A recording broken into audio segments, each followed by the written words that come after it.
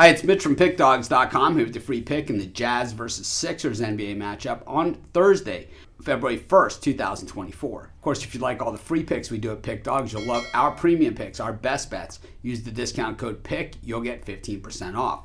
We also have products meant for people who make big bets, have big bankrolls, looking for one-on-one style service called the Dime Club and Sharp Trading Plays, taking your game to the next level. So if you're looking for any of those things or all of them, text that number that you see on the screen. Not available on the website. Got to text. But let's get to this one.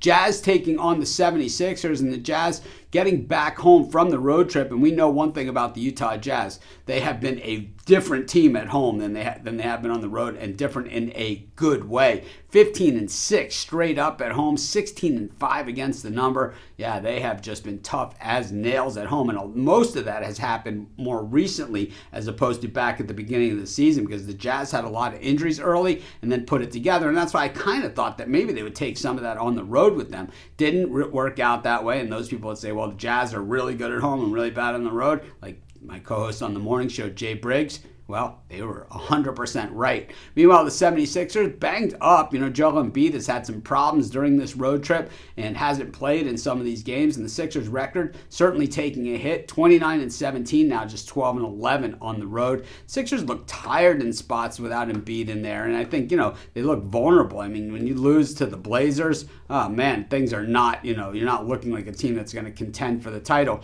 Losing to the Warriors, the Blazers, the Nuggets, and the Pacers, kind of excusable, but to lose that badly, 130-104 against the Blazers, whether Embiid's playing or not, that is just absolutely unacceptable. I think when you look at the other side of this one, you see the Jazz, the road trip was not kind to them at all. They went 2-4 over that, beating just the Wizards and the Hornets, losing in Brooklyn and against the Knicks, losing in New Orleans and against the Rockets as well. They had lost the last game of the homestand against OKC before they headed out on the road. So the Jazz, even though they went on a really nice run, they had a very long home stand, kind of fell to pieces at the end of it all.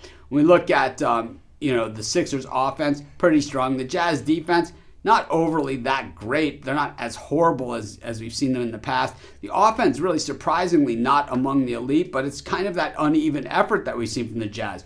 Really good at home, really not very good on the road. And what we also have seen from them is that at the beginning of the season, they weren't that good. So you take in that half their games are on the road and that half the season, they didn't play all that well. Well, it means that most of their stats are going to be the lower side, lower than what they're capable of performing at and what they've been performing at lately, especially in the home spots, if that makes any sense. But I'll tell you what does make sense.